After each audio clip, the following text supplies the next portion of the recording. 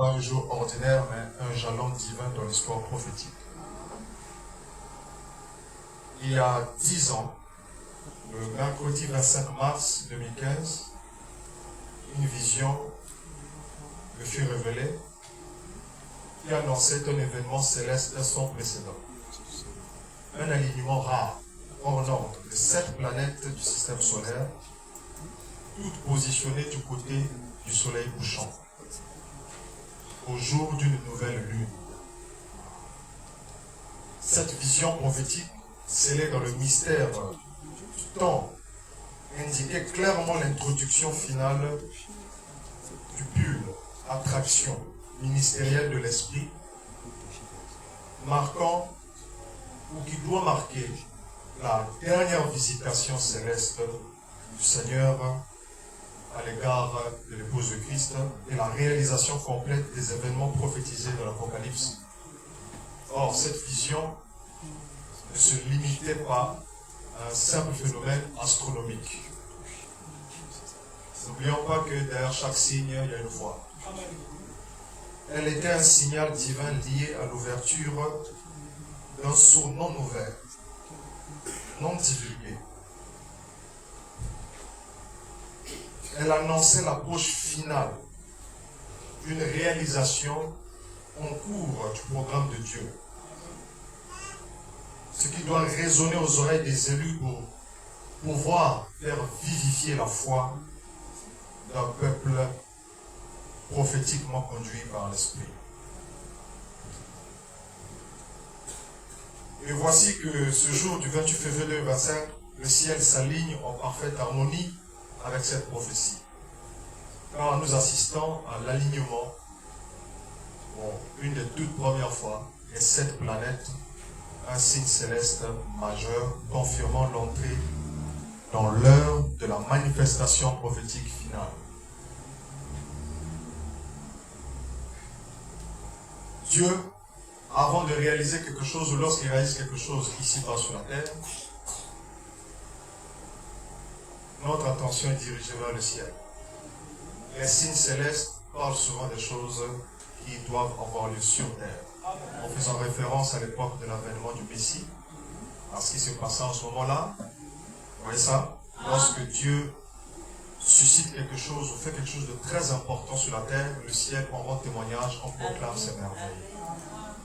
Il y a un contexte prophétique à cela, au-delà du simple fait qu'il s'agit d'un phénomène astronomique absolument sans précédent et tellement rare. L'Apocalypse de Jésus-Christ n'est pas un simple livre théologique ni un enseignement académique. Elle est une manifestation, une révélation divine, compilant des événements précis qui doivent survenir à la fin des temps, révélés uniquement lorsque le moment est venu. L'ange du Seigneur annonça, dans Apocalypse chapitre 1, verset 1, révélation de Jésus-Christ.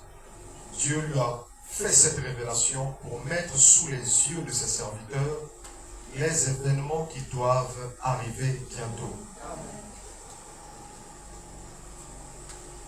Et dans Apocalypse chapitre 22, verset 6, l'ange dit, ces paroles sont sûres et véritables. Et le Seigneur, le Dieu des esprits des prophètes, a envoyé son ange pour montrer à ses serviteurs les événements qui doivent bientôt arriver. Toute la révélation du jour du Seigneur fut donnée après que Jean ait été ravi en esprit au chapitre 4, nous le savons. Et ce n'est qu'au chapitre 5 qu'il vit le rouleau contenant les événements de la fin, scellé de 7 sceaux. Ce rouleau, notons le bien et réaffirmons le bien, ne peut être ouvert tant que le 7e sceau, qui détient le mystère des autres, n'a pas été ouvert. Il faut l'intervention de l'agneau de Dieu et des 7 esprits de Dieu pour en déclencher la manifestation. Ainsi, aucun des événements prophétiques de la fin des temps ne peut être accompli entièrement tant que ce dernier sceau n'est pas brisé. Jésus lui-même l'a déclaré, cette génération ne passera point que tout cela ne soit accompli. Dans Matthieu 24, verset 34. Ainsi, la génération qui doit voir l'ouverture du 7e sceau est celle qui doit voir l'avènement du Seigneur. Le prophète William Branham, 1909-1965, reçut une vision clé le 22 décembre 1962. Il vit une visitation céleste de 7 anges, annonçant l'imminence du 7e sceau. Car le 7e sceau est en réalité le mystère des sceaux. Lorsqu'on dit le mystère des sceaux, ce n'est pas les 7 sceaux. Le mystère des sceaux, c'est le mystère des sceaux, c'est-à-dire le 7e. Le mystère est toujours à la 7e position. La 7e position, c'est ça, la partie mystère d'un bloc. Ainsi,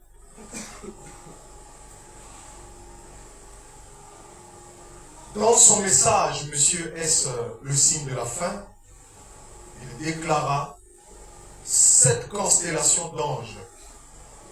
Ces 7 anges en forme de pyramide, sans ces tonnerres qui viennent, cela se pourrait-il? Dieu lui révéla que ces 7 anges représentaient les 7 tonnerres de l'Apocalypse. Ils sont le mystère final du 7e sceau. Leur manifestation. Mais il lui fut aussi montré que ce n'était pas encore l'heure de leur révélation. Cependant, il déclara que le 3e but était venu, annonçant un grand ministère à venir. Aussi, disait-il dans le 7e sceau, prêché le 24 mars 1963, les anges m'ont fait entrer dans la pyramide qu'eux-mêmes formaient.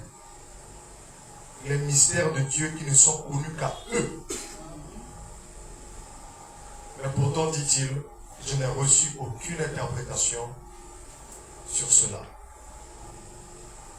En ce qui concerne ce sceau, ce mystère qui doit être achevé. Le 7e ange de cette constellation céleste était porteur d'un message impressionnant, selon ce que dit le voyant, le prophète, qui a reçu le message prophétique pour introduire ces choses. Il était porteur, le 7e ange de cette constellation céleste était porteur d'un message impressionnant, annonçant l'heure de l'accomplissement. Ce message n'avait point encore été dévoilé, car il fallait attendre le moment exact fixé par Dieu. Or aujourd'hui, nous sommes à l'heure même de cette révélation. Le 4 février 1962, un alignement de 5 planètes s'est produit, provoquant des réactions de panique parmi la population, un peu partout dans le monde. Et le même jour, William Branham prêcha un message, la communion, le même 4 février 1962. Et il déclara quelque chose est sur le point d'arriver. Je crois que c'est l'introduction de la question de Dieu, que la grande révélation de la parole sera ouverte pendant ce temps-ci. Or, ce temps-ci ne s'arrête point au vivant du prophète, mais s'étend jusqu'à la concrétisation de l'avènement du Seigneur.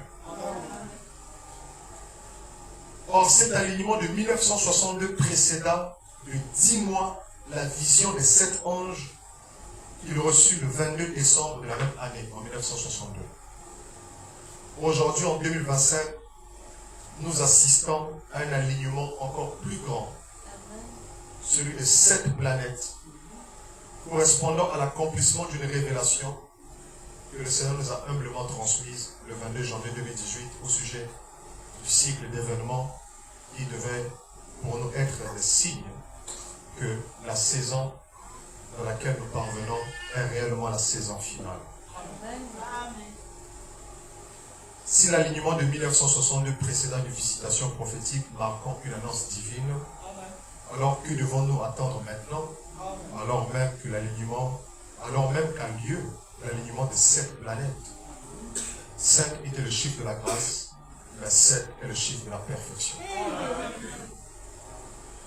Il est évident que nous sommes dans l'heure exacte où doit s'accomplir la visitation prophétique finale à travers l'épouse de Christ. L'alignement de 5 planètes en 1962 a été suivi d'une visitation, d'une révélation divine en décembre de la même année. L'alignement de 7 planètes en 2025 annonce donc la manifestation complète du saut, de la manifestation et de l'entrée dans l'ultime phase des événements derniers de l'Apocalypse. Le monde est arrivé au bord de la fin. Une visitation majeure est en cours en ce moment même. Et elle marque le début de l'ouverture du sceau secret. William Branham disait une fois que lorsque ce sceau commencerait, il débuterait dans un secret le plus total. Heureux ceux qui entendent l'appel de l'Esprit et qui se tiennent prêts, car le moment de la pleine manifestation est arrivé. Comme il est écrit, celui qui a des oreilles, il entende ce que l'Esprit dit aux églises. Bien-aimés frères et sœurs, ce soir est donc un moment unique dans l'histoire des signes que Dieu donne à l'humanité en cette génération. Un événement céleste rare se déroule sous nos yeux. Les 7 planètes du système solaire sont alignées, formant une courbe majestueuse du côté du soleil couchant. De l'ouest à l'est, nous voyons briller distinctement Mars, Vénus et Jupiter, tandis que Mercure et Saturne restent proches du soleil, difficilement perceptibles à l'œil nu. Plus loin, Uranus et Neptune complètent cette formation. Cet alignement marque l'introduction d'un mystère annoncé depuis des décennies, la manifestation du sceau de l'avènement du Seigneur. Le prophète William Branham avait déclaré: quelque chose est sur le point d'arriver un de ces jours, quelque chose de semblable. Ça, quand les 5 planètes, Mars, Jupiter et Vénus, et ainsi de suite, se mettront, je crois que c'est l'introduction de la question de Dieu, que la grande révélation de la parole sera ouverte pendant ce temps-ci.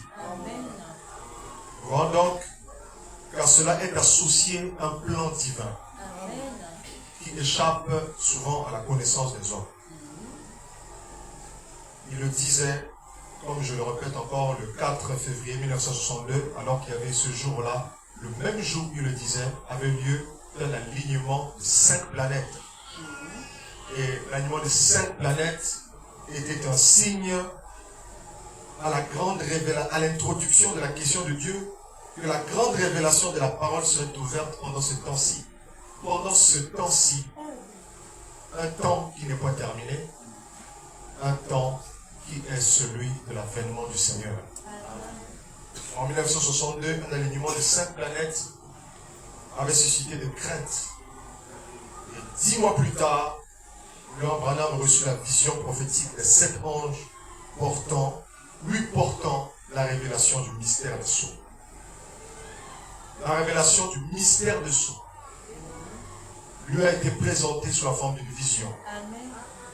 Et quelque part, il dit, or ça, c'est 7 anges. Or ça, c'est ce 7e sceau. Mais il n'a pas permis que cela soit brisé. Amen. Ainsi, la question est toujours en suspense. Et la révélation complète n'est pas encore achevée. La grande révélation de la parole qui devait être ouverte pendant ce temps-ci reste ouverte pendant ce temps-ci. En 1900, cet événement céleste qui eut lieu en 1962 n'était qu'une préfiguration de ce que nous voyons aujourd'hui. Du chiffre 5, la grâce, au chiffre 7, la perfection.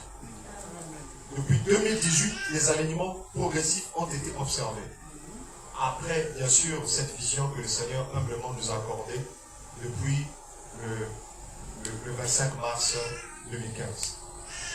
Jusqu'à ce soir, c'est la première fois que les 7 planètes sont réunies dans la disposition exacte annoncée dans la vision prophétique du 25 mars 2015. Le Seigneur m'a montré en vision, à cette date-là, que la manifestation de la visitation céleste connectée à ce dont les prophètes ont annoncé dans les Saintes Écritures est confirmée à travers le message prophétique qui fut adressé à William Branham. Le Seigneur m'a montré une vision que cette visitation devait être précédée d'un alignement progressif de 7 planètes. Je voyais 4, je vous avais déjà parlé de 5 fois, dès le début du ministère, ici en 2019.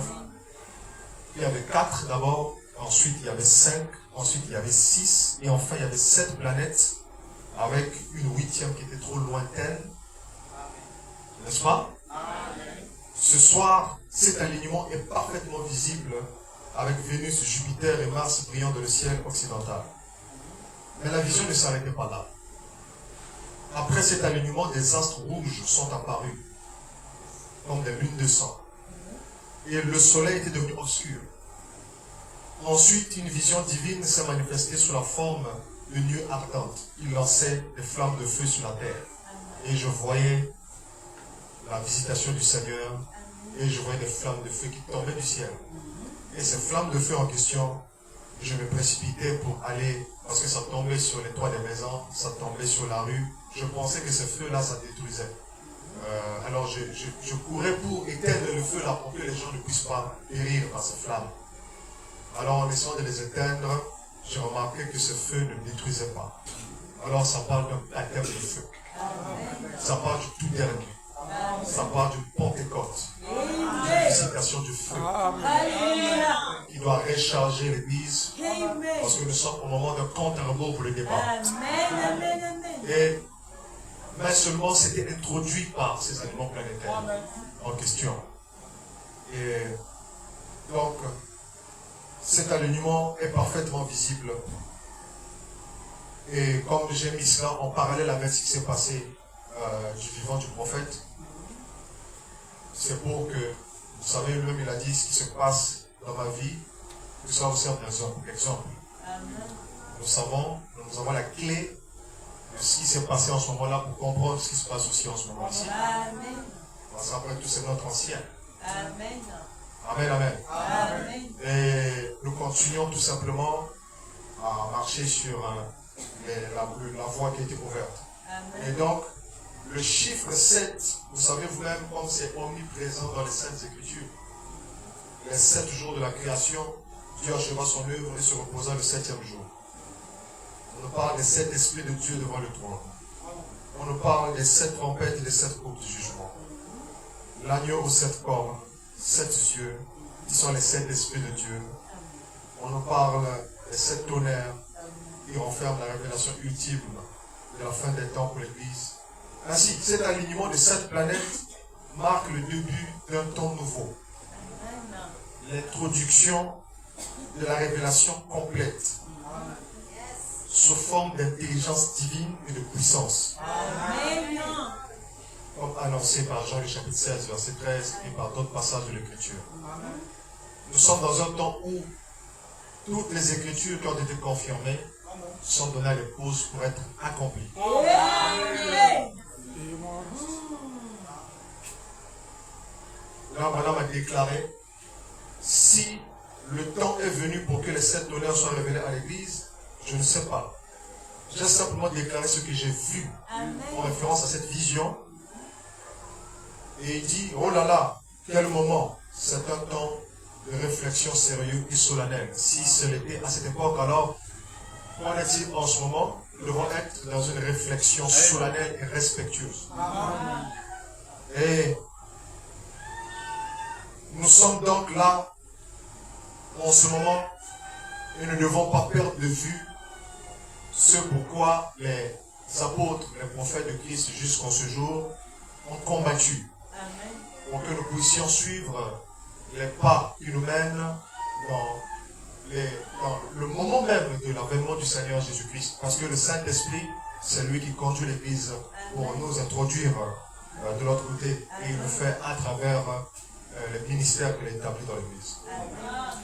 Après avoir montré ce signe céleste, le Seigneur a révélé qu'il y aurait des événements marquants. Vous savez, lorsque j'avais vu le 25 mars 2015, lorsque j'ai vu ces alignements, cette partie d'alignement planétaire, passer de 4, 5, 6, etc. D'accord? Vous allez remarquer que ça comme ça s'accomplit progressivement. Le 23 septembre 2017, 3 planètes furent alignées dans les signes de zodiaque de la Vierge et du Lion en 2017. C'était une année qui était très importante. Et il y avait un signe qui était très similaire à ce signe dont on parle dans Apocalypse 12. Le monde entier en parlait. Il y avait dans le signe de la Vierge la planète Jupiter qui était entrée au niveau du ventre de la Vierge, dans le ciel. Et 3 autres planètes, Mercure, Mars, Vénus, qui entrèrent dans la constellation à 9 étoiles du Lion. Or, le Lion est au-dessus de la Vierge du point de vue de leur position dans le ciel. Et donc, les 9 étoiles de la constellation du Lion avaient reçu 3 planètes. Mercure, Mars, Vénus et formèrent 12 étoiles au-dessus de la constellation de la Vierge. Et la Vierge était enceinte de Jupiter depuis 9 mois. Et c'était le 29 septembre, le 23 septembre 2017 que Jupiter était sorti de la Vierge. Et le monde entier en ce moment-là, des écoles télé, évangélistes, par-ci par-là, étaient en train de parler de ça. Qu'est-ce que c'est? Ceci n'avait jamais eu lieu. Et les gens ont tremblé face à cela. C'est quelque chose que les gens avaient vraiment, les gens ont beaucoup parlé sur ça. Alors, c'était là qu'avaient commencé ces trucs de 4 planètes. Ensuite, ces 4 planètes, en ce moment-là, ne pouvaient pas être visibles à l'œil nu. C'était beaucoup trop loin. Mais ils sont réapparus du 16 avril au 23 avril 2022. Ouais. Et à ce moment-là, c'était visible à l'œil nu. Le monde aussi en a parlé. Et lorsque nous sommes arrivés en 2022, la même année, les 5 planètes sont réapparues. En 2023 aussi. Et en 2024. N'est-ce pas? Nous avons eu la configuration des 6 planètes juste le 21. Rappelez-vous, nous avons eu ça le 29 août 2024 et le 21 janvier 2025. 6 planètes. Et enfin, pouf, les 7 planètes aujourd'hui. Vous voyez ça un peu? Et tel que je le voyais, c'était vraiment couché du soleil. C'était vraiment couché du soleil. Et aujourd'hui, vous savez, j'ai vu ça 10 ans de pluie. Vous voyez ça un peu? 10 ans de pluie. Attendant juste cette configuration-là. Ouais. Et cette configuration est accomplie. Et ce qui me réjouit, c'est que lorsque cela a eu lieu, ensuite, je vous ai dit qu'il y avait 2 astres qui me paraissaient rouges dans le ciel. Ça part de 2 lunes de sang. Le Seigneur nous a avertis depuis 2022, n'est-ce pas, de surveiller 2 lunes de sang qui vont apparaître en 2025. La première lune de sang va se produire le 14 mars 2025, n'est-ce pas? Ça va se faire à l'aube. Ouais. Et ensuite, la deuxième lune de sang va apparaître le 7 septembre 2025 dans la nuit. Vous voyez ça un peu? Et ces 2 lunes de sang sont visibles à partir du Congo. Voilà pourquoi il m'a dit dans la vision, voilà pourquoi tu les vois. C'est parce que cela va se faire, cela sera visible dans le pays. Et vous savez, c'est ça. Le Seigneur nous avait parlé en 2022, n'est-ce pas, de surveiller certains signes. Nous avons vu cela être accompli. On a regardé toutes ces conjonctions de signes cette année. Les 6 planètes, 7 planètes. Et ensuite, ces 2 lunes de sang la même année. Vous voyez, quand je voyais ça, après, tout d'un coup, je vous ai dit que je marchais sur... je sortais sur la rue. D'accord? C'est comme si je me dirigeais vers le fleuve. Je ne savais pas qu'est-ce que j'allais faire vers le fleuve. C'est comme si mes regards étaient tournés vers Kinshasa. Je ne sais pas trop. Mais j'allais vers le fleuve. Mais en allant vers le fleuve, je ne sais pas aussi dire si je suis arrivé là-bas. Mais j'ai vu que je faisais comme demi-tour. Vous voyez ça un peu? Voilà. Et en faisant demi-tour, quelque chose s'est produit. Vous savez, c'est une bonne nouvelle. Laisse-moi vous dire. Je crois que c'est la saison de la vie. Je crois que c'est la saison de la vie. Amen. Et 10 ans de pluie. Mais ce qui doit se produire, c'est quelque chose qui va bouleverser, secouer le monde entier. Vous savez, lorsque j'ai vu cela, j'ai vu la gloire de Dieu apparaître dans le ciel. Et j'ai vu cette gloire apparaissant dans le ciel et ces trucs qui tombaient comme des flammes de feu. Vous voyez ça? Et le Saint-Esprit m'a dit que ça parlait aussi des événements qui vont arriver, mais qui ne seront pas encore la fin. Vous voyez ça? Mais qui sont l'ouverture d'un cycle de la fin. Et regardez vous-même ces trucs qui ressemblent à des nuées ardentes et ces flammes qui tombaient du ciel. Vous voyez?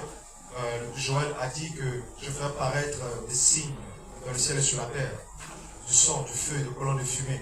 Le soleil se changera en ténèbres, la lune en sang. Regardez, le soleil se changera en ténèbres en mars 2015, n'est-ce pas? Et ensuite, la lune de sang aussi. Ouais, vous aurez une lune de sang avant, le 14. Et ensuite, quelque part là-bas, dans le 25 mars, d'accord, il y aura cette lune de sang qui va... le soleil se changera en ténèbres. Et on verra ça. Ce sera à l'autre horizon de la planète, mais à travers les médias, cela sera vu. Nous voyons des signes être réunis. Au jour où l'Esprit sera déversé, ces signes apparaîtront. Donc, nous sommes sur la bonne voie. Et l'épouse de Christ doit se réveiller. Parce que c'est l'heure de regarder de l'avant. C'est l'heure de regarder en arrière, puisque le passé a parlé pour nous. Vous imaginez? Ça fait 63 ans depuis que ces choses avaient été annoncées. Vous voyez ça un peu? Et 63 ans d'années. Juste pour repartir en arrière? Alors que ce qui a été dit, s'il y avait une autre génération après celle-ci, elle nous dépassera. Ouais? Ils ont eu 7 planètes, nous en avons 7 maintenant. Nous passons de la grâce à la perfection. Amen. Amen. Parce que la fondation qui a été posée, c'est la grâce. Mais la grâce pose la fondation pour la perfection. Et sans nous, ils n'arriveront pas à la perfection. Les justes de l'Ancien Testament ne sont pas arrivés à la perfection. Vous voyez ça un peu? Sans ceux qui vécurent là-bas, l'apôtre Paul a dit, sans nous, ils n'arriveront pas à la perfection. Et Paul parlait en représentation des derniers. Parce que Jésus-Christ a dit que les premiers soient les derniers, les derniers soient les premiers. Ouais. Et de même, Paul aussi, sans nous, ils n'arriveront pas à la perfection. Et William Branham aussi. Sans nous, il n'arrive pas à la perfection. Il a reçu le message de grâce pour la perfection. Et c'est pourquoi, mes frères et sœurs, le même ange du Seigneur qui était descendu pour accomplir cette œuvre n'a jamais disparu de la terre.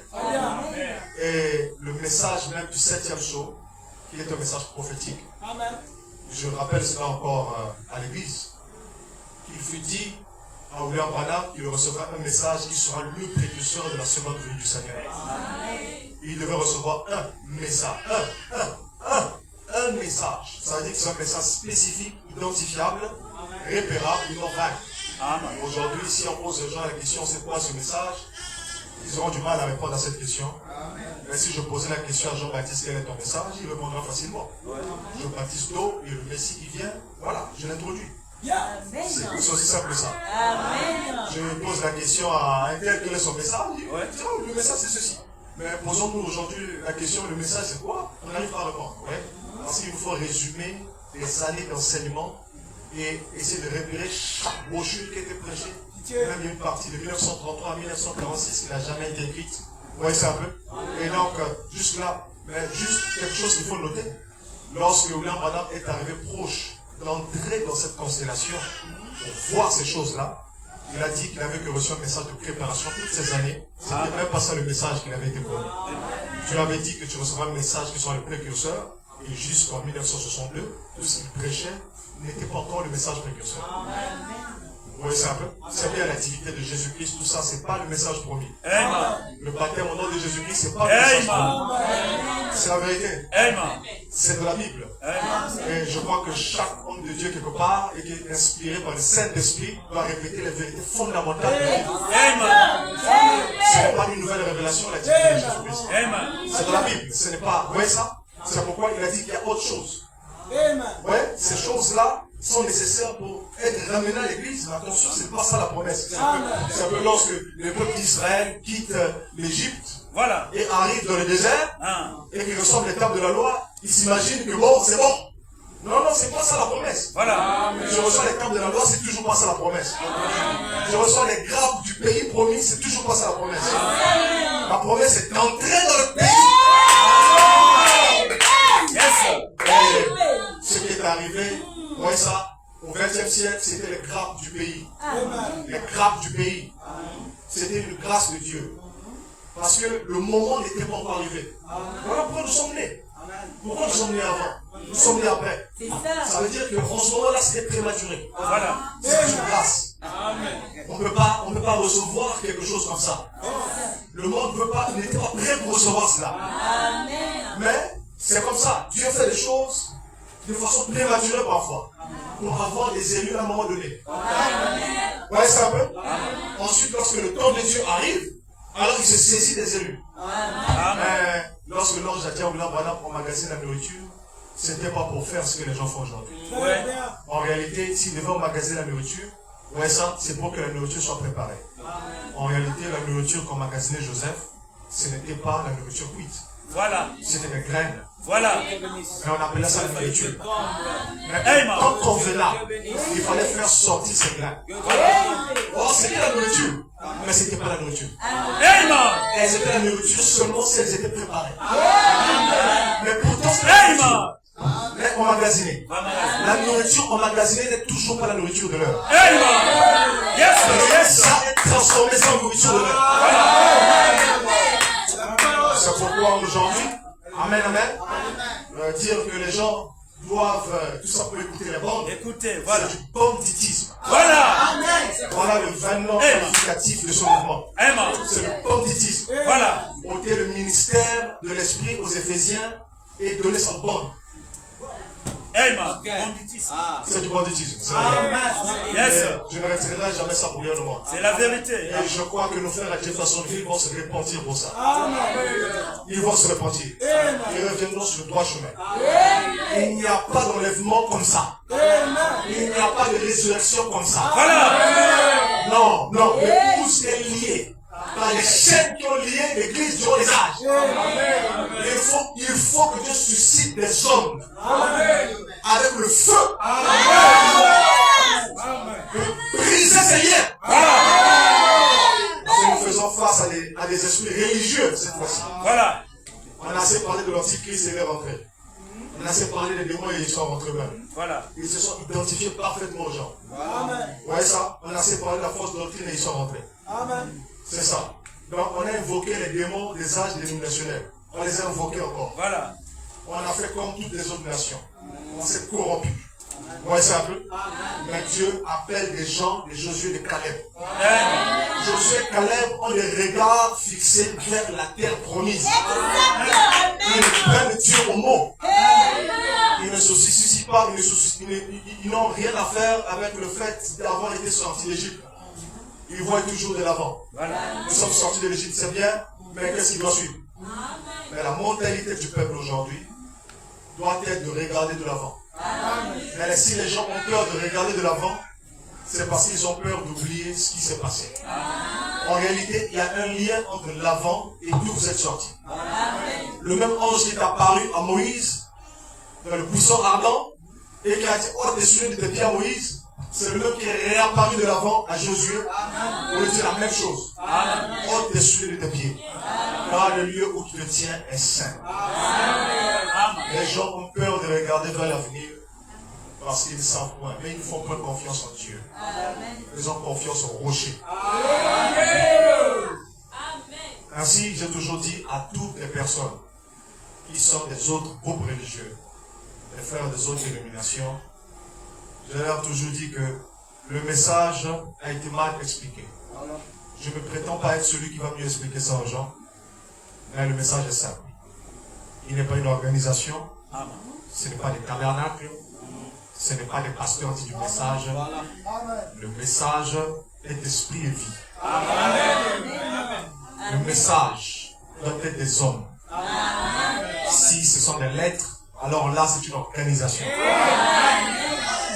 C'est aussi simple que ça, une même organisation à la différence juste les témoins de Jéhovah est une organisation.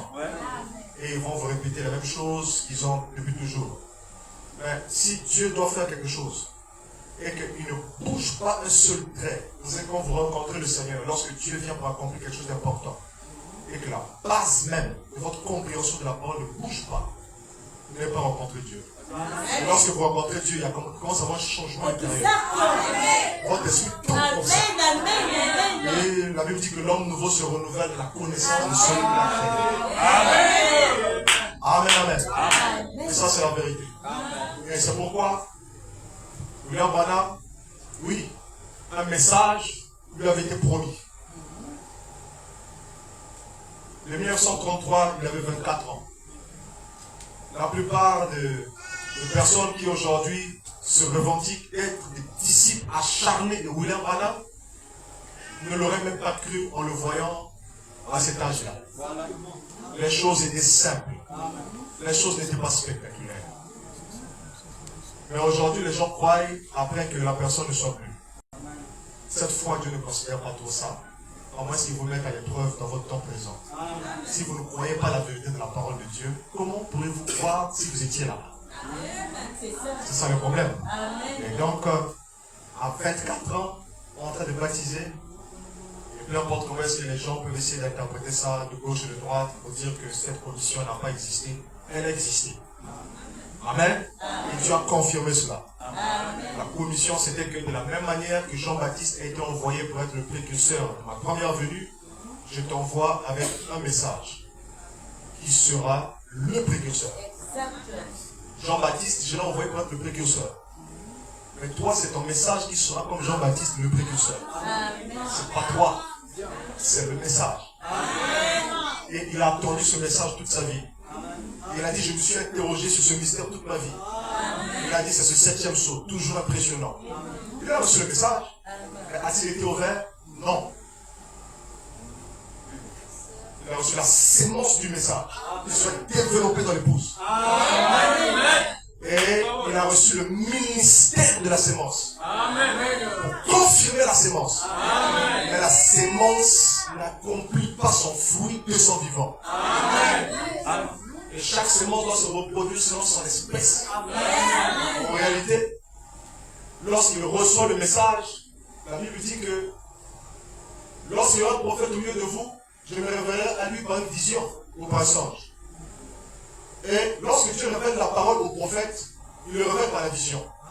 Il ne le révèle pas comme au théologien. Non, il ne révèle pas ça comme à l'apôtre, comme à un autre ministère. Au prophète, il lui révèle la parole par une vision. C'est ainsi qu'il a fait avec Jérémie. C'est ainsi qu'il a fait avec Ésaïe. C'est ainsi qu'il a fait avec tous les prophètes. La parole de l'Éternel fut adressée à Élie le Tishbite. C'était une vision. L'ange de l'Éternel lui donna la vision. Et donc, si le même Dieu est scripturaire, le même Dieu scripturaire a visité William Branham, alors il ne change pas de façon de faire. Le message ne vient pas par des réflexions ou par des inspirations. Le message va être au-dessus des enseignements. Jean-Baptiste a prêché beaucoup de choses, mais tout ça n'était pas le message.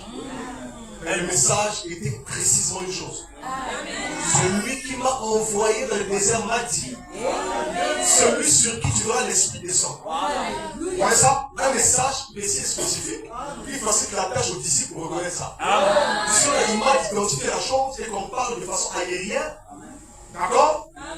Et ensuite, pour faire une organisation, pour dire que nous sommes les seuls qui avons la parole, nous allons briser l'harmonie du corps de Christ. Parce qu'en réalité, nous recevons quelque chose de spécifique. Non pas pour dire que nous avons le tout, mais pour dire que la chose spécifique que nous avons reçue, le voici. Amen. Jean-Baptiste a dit à Hérode, il n'était pas permis de prendre la femme de ton frère. Il a condamné ça.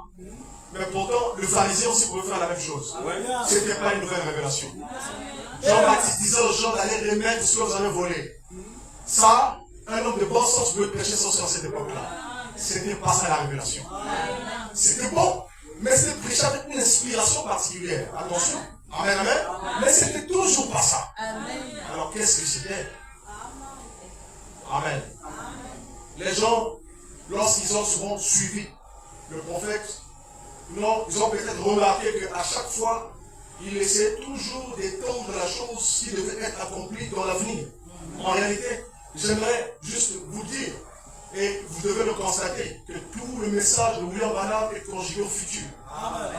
Vous allez le lire à travers tout, c'est au futur. C'est vous qui allez le conjuguer au passé. Quand je vous le dis, toutes les citations que vous utilisez sont futures. Regardez, il dit toujours, ça viendra, cela va se faire. Vous voyez ça un peu? Jusqu'en 67, il parle au futur du message. Mais la raison pour laquelle on ne voit pas ça, c'est à cause de notre doctrinement. Parce qu'on n'a pas la même vision que celui qui a transmis le message. Parce qu'on a compris mieux que lui, soi-disant. Et donc, on vient dire que, ok, c'est bon. Il parlait comme ça pour que nous on comprenne. Non, c'est faux. Amen, amen, amen. Jean-Baptiste a dit clairement les choses à ses disciples. Il ne avait pas besoin de comprendre ça après que Jean-Baptiste soit mort. Du vivant de Jean-Baptiste, on est venu poser la question à Jean-Baptiste. Dis-nous qui tu es. Amen. Est-ce que tu es Élie? Non. Tu es le prophète? Il a dit non. Tu es le Messie? Non. Ah! Mais si tu n'es pas le Messie, pourquoi tu baptises? Ouais. Il a répondu, hein.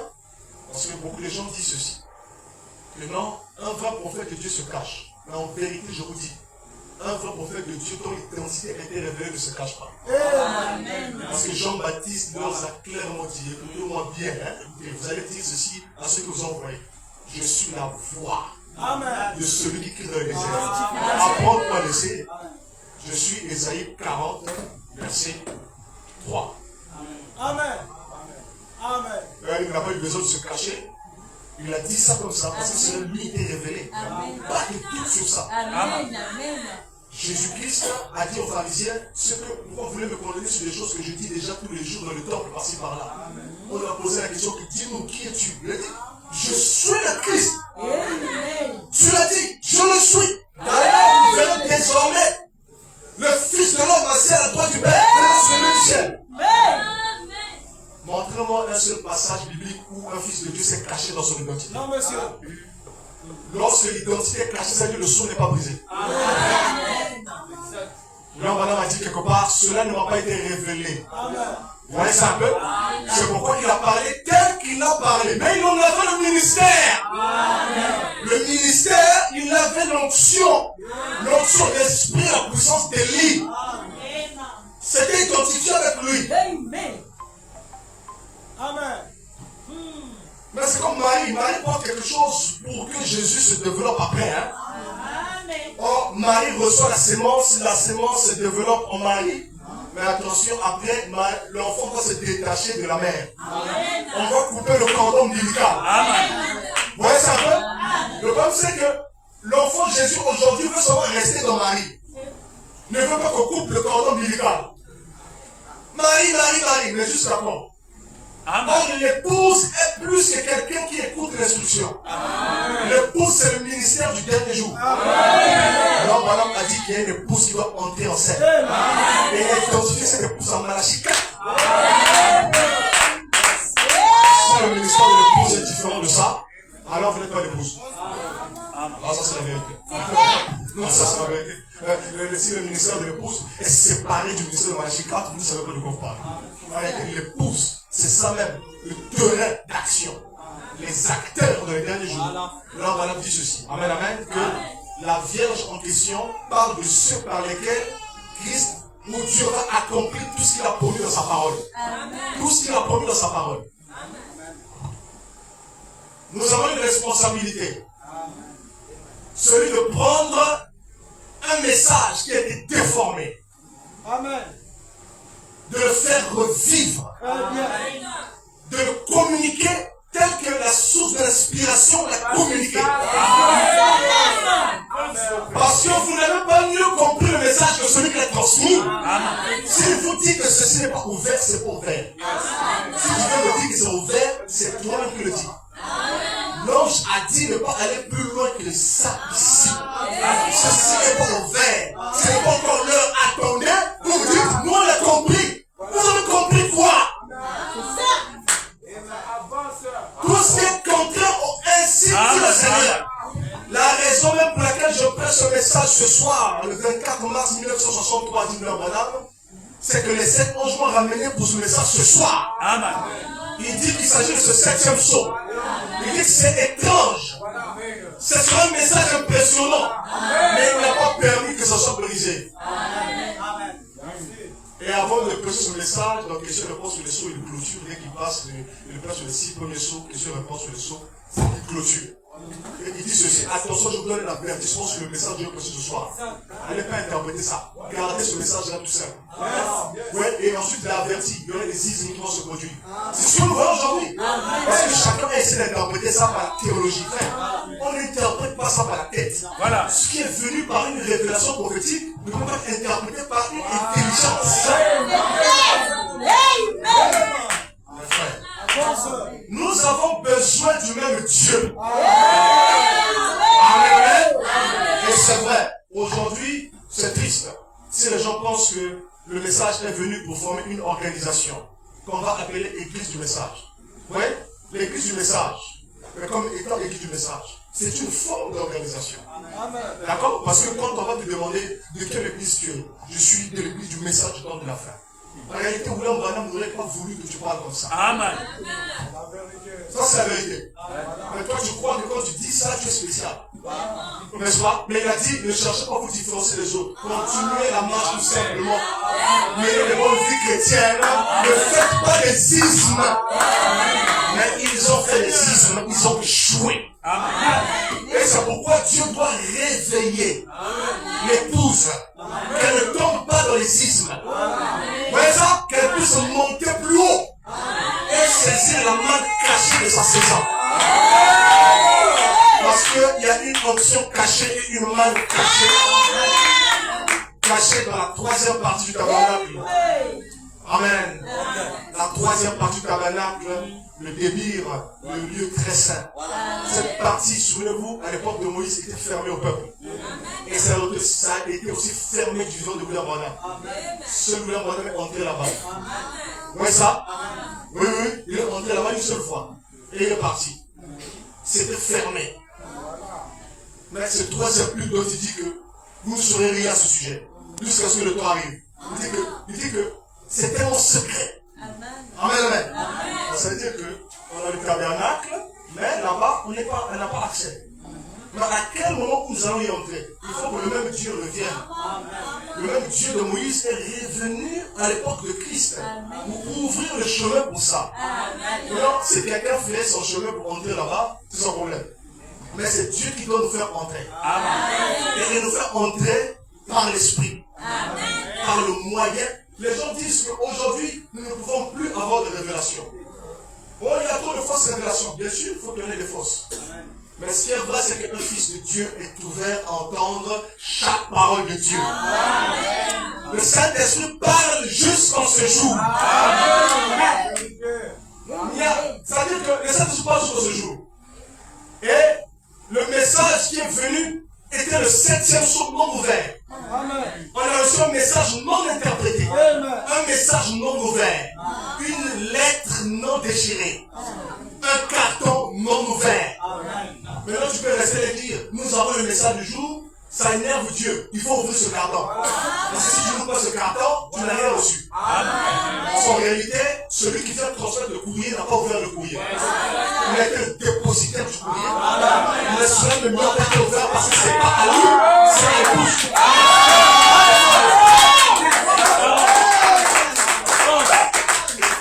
Et donc, l'épouse va prendre ses responsabilités dans la saison dans laquelle nous sommes.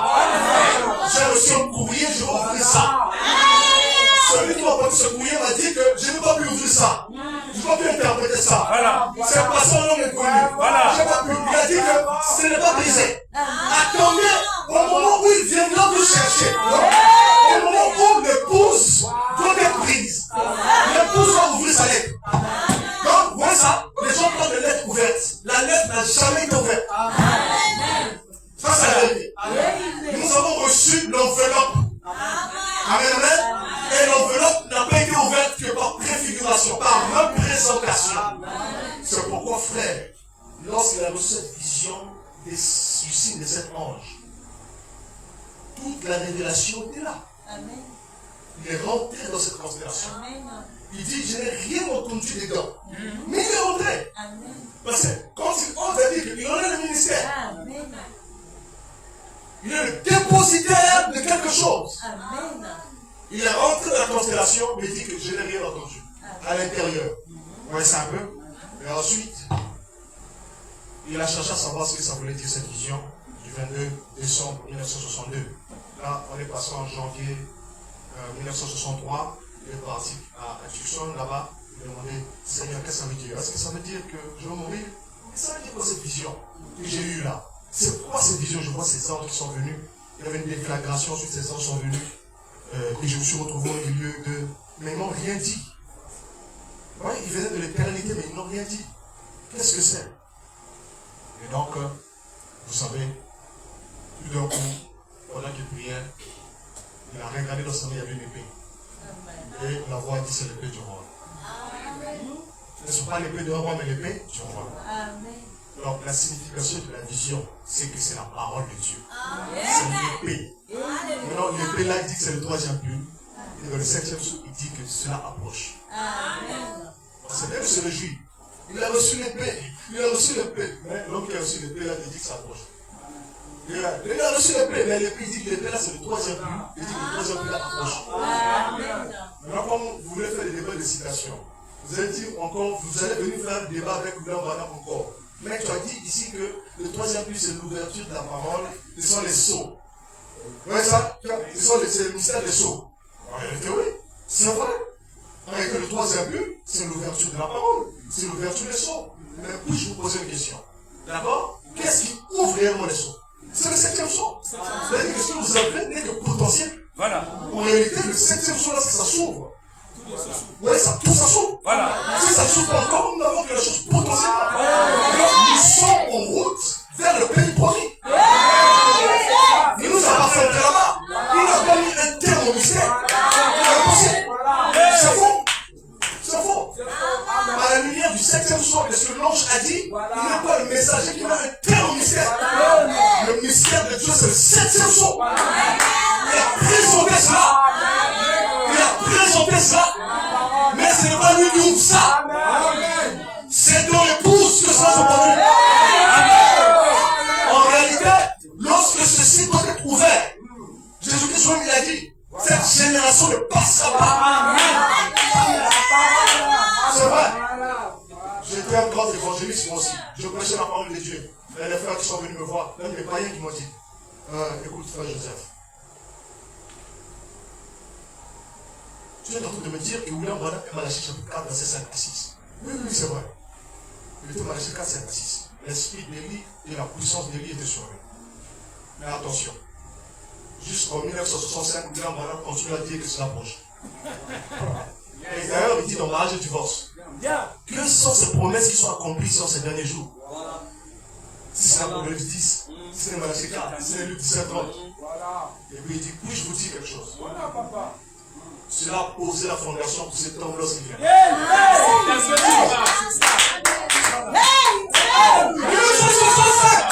Jean-Baptiste ne parle pas comme ça. Dis-nous. Il parle de l'enfant en lui. Et lui, l'enfant parle. Il faut que l'enfant sorte de lui.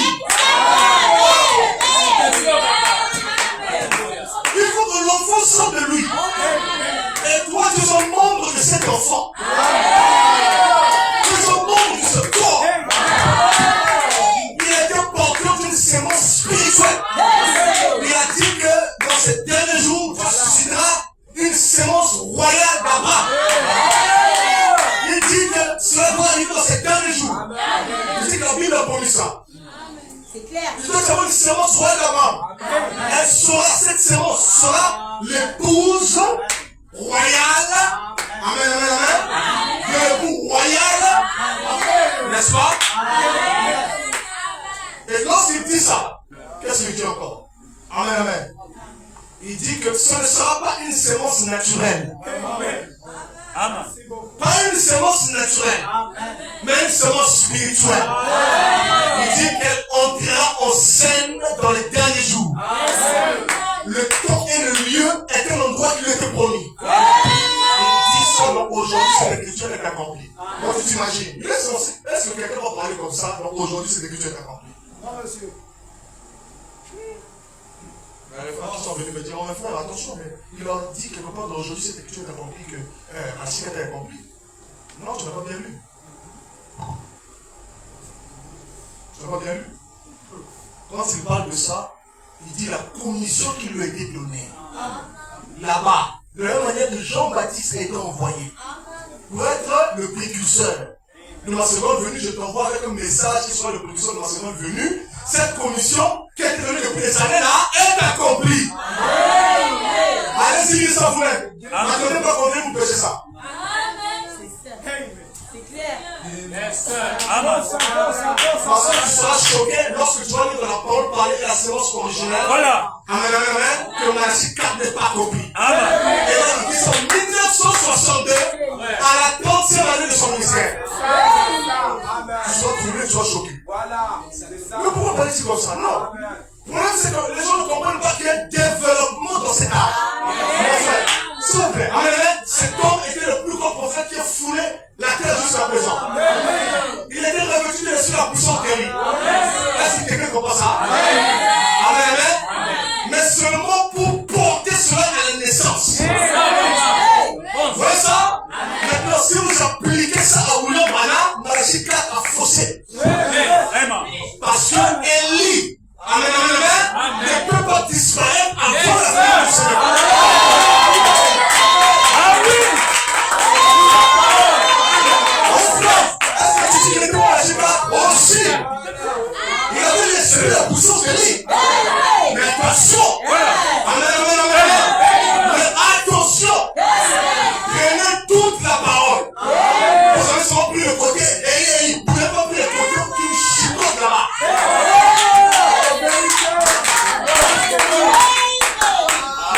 Comme ça, les gens vont dire ces gens-là avaient créé de nouvelles choses. C'est vous qui créez de nouvelles choses. Parlez sur l'inspiration. Et que c'était compliqué. Parce qu'aujourd'hui, quand on prend une situation comme ça, on va maintenant conjuguer son passé. Mais quand tu laisses son futur, parce que tu es mal à l'aise. Si tu laisses ça comme ça, les gens continuent à t'en, n'est-ce pas? Comme vous avez déjà compris le message, comme on lit dans Matthieu chapitre 17, verset 11. D'accord? Lorsqu'on dit que, et Jésus leur dit que, oui, donc il posait la question à Jésus. Mais dis-nous, d'accord? Pourquoi les scribes disent qu'Élie doit venir, premièrement? Jésus répond. Il est vrai qu'Élie doit venir, premièrement, pour établir toutes choses. Après, Jésus tape la virgule. Mais je vous dis qu'il est déjà venu. Après eux aussi, et ils comprirent que c'était Jean. Ouais. Donc pour eux, il n'y a plus de vie qui vient passer. Ils comprirent que c'était Jean. Mais c'est ça la compréhension là-bas. Maintenant, si tu relis la phrase au début, tu vas comprendre qu'il a annoncé deux choses. Alors, les gens ne veulent pas toute la parole. Ils ne veulent pas prendre la partie où il a dit qu'il vient, parce qu'ils se satisfaisent du fait qu'il est déjà venu. Et les gens ont horreur de voir quelque chose. Les gens aiment le passé pour bien foncer. Parce que eux-mêmes, s'ils sont vivants lorsque ces choses se passent là, ils n'y croiront pas.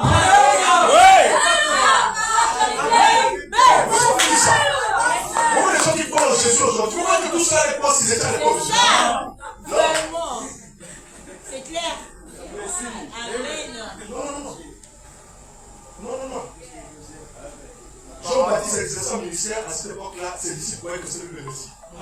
L'apôtre Paul les a rencontrés quelque part, il leur a dit que non, Jean-Baptiste n'est pas venu pour que vous puissiez croire en lui, mais croire en celui qui devait venir. Ouais, c'est un peu. Et ça c'est ce qu'il a dit aux disciples de Jean-Baptiste. L'esprit est dans le corps.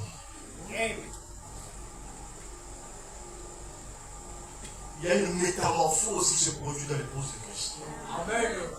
L'épouse n'est pas une petite femme qui s'assoit devant comme ça. Non, l'épouse c'est le ministère. Alors, ça veut dire qu'il faut être un avec le ministère. Ça veut dire que sans l'épouse, la commission de Malachie 4 va faillir.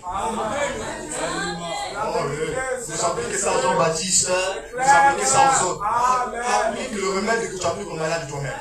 Tu es malade, applique ça maintenant. Effectivement.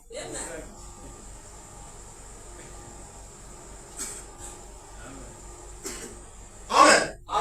C'est vrai. Je parle comme ça parce que, frère, ce n'est pas pour essayer de faire quoi que ce soit, non. C'est la réalité la plus sincère. Amen. C'est-à-dire qu'une vision claire et limpide, sans compromis. C'est ainsi, la montre au village, il a déposé tous les bouquins du message, tous les brochures, il va lire. Elle sera bouleversée, on ne plus rien. Finalement, qui est qui? Mais sinon, on a déjà les réponses, c'est parce que nous, on nous a déjà expliqué. Mais il faut être sûr que ce qu'on a expliqué est total. Amen. L'évangile n'est pas compliqué. Amen. Mon frère, le 7e saut n'est pas ouvert. Amen. C'est l'ange du Seigneur qui l'a dit. Amen. C'est pas brisé. C'est pas un querelle doctrinal. Le problème, c'est que c'est l'incite du Seigneur. C'est dit ici, là. C'est dit là, clairement. Et c'est pourquoi j'ai toujours dit aux frères du message, il faut lire ça. Amen. Il faut lire ça par vous-même. Amen. Quand vous lisez ça par vous-même, j'ai vu jusqu'à la fin, alors là, vous allez comprendre que... ok. Maintenant, vous allez aller voir votre pasteur. Ensuite, vous allez voir qu'il va juste corriger ce que vous l'avez dit. Mais juste poliment, hein. Moi, je vous conjuguer ça d'une façon. Mais donner les gens tel que c'est. C'est tel que c'est là. Vous voyez ça? Non, on a besoin d'expliquer, sinon les gens ne vont pas comprendre. A, B, C, c'est clair. Je dis A, B, C, c'est clair. A, B, C, D, E, c'est clair. Encore on dit port ouvert, ça veut dire ce que je vois ouvert. Non, on va dire port ouvert. Est-ce que j'ai besoin d'explication? Est-ce que d'ailleurs, est-ce que c'est William Branham qui a dit ça? Oh, c'est moi qui lui a dit, il l'a dit dans la vision. Un ordre, c'est arrête-toi ici. C'est pourquoi il a prêché les 6 premiers sauts. Il clôture. Voilà. Il prêche question-réponse sur le saut. Et il avertit, il dit attention au message de ce soir. Voilà. Et apprêtez pas ça, gardez ça simple comme ça. Et il est venu prêcher le 7e saut. Il dit dans le 7e saut, il y a 3 choses. Il n'a jamais donné la 3e chose. Mais là-bas, il y a les 2 premières choses. Et dedans, il y a le 3e pull. Dedans, il y a les 7 tonnerres. D'accord? Et lorsque du 3e pull, il dit s'approche. Vous avez les 7 tonnerres, il dit je vais réussir à les déchiffrer. Et lorsque du 7e saut, donc global, il dit c'est pas vrai. Alors c'est le message du dernier jour. Il dit que c'est le message de la fin des temps. Mais c'est quelque chose qui est déjà dans l'église. Amen, amen. Et qui doit aller vers sa manifestation. Il faut que ça soit. C'est-à-dire que nous sommes dans un temps où les gens ne doivent pas bloquer la conduite du Saint-Esprit, où ça soit terrible. Lorsque les gens bloquent la conduite du Saint-Esprit, c'est là que l'organisation commence. Vous voyez ça? C'est exactement ça. Et c'est un peu l'ordre que Dieu a donné à Adam et Ève là-bas, c'est la même chose qui a été donnée à l'église aujourd'hui. Le jour où vous allez vous organiser, vous allez mourir. Et c'est ce qu'ils ont fait. Et nous avons maintenant l'arbre de la connaissance du bien et du mal. Ouais, ça. Nous avons la confusion que nous n'avons jamais dans toutes les religions. Laissez-moi vous dire que l'église du message, c'est l'une des églises les plus confuses qui sont sur cette planète Terre. Avec toutes sortes de doctrines, toutes sortes de divisions. Avec toutes sortes de bagailles qui existent et de désordres qui sont arrivés. C'est une église la plus exemplaire et c'est l'une des églises les plus confuses et qui jette le plus de discrédit sur le nom de Jésus-Christ, sur la personnalité de Jésus-Christ. C'est le mouvement religieux qui a porté la plus grave idolâtrie humaine jamais perpétrée depuis quelques années. Et c'est un mouvement répréhensible. Amen. Il n'y a aucune gloire dans cela. Le message est esprit et vie. Amen. Pas une organisation. Pas un système. Amen. Pasteur du message, ça n'existe pas. Pasteur du message, ça n'existe pas. Le message, c'est la Bible. Le message, c'est l'évangile.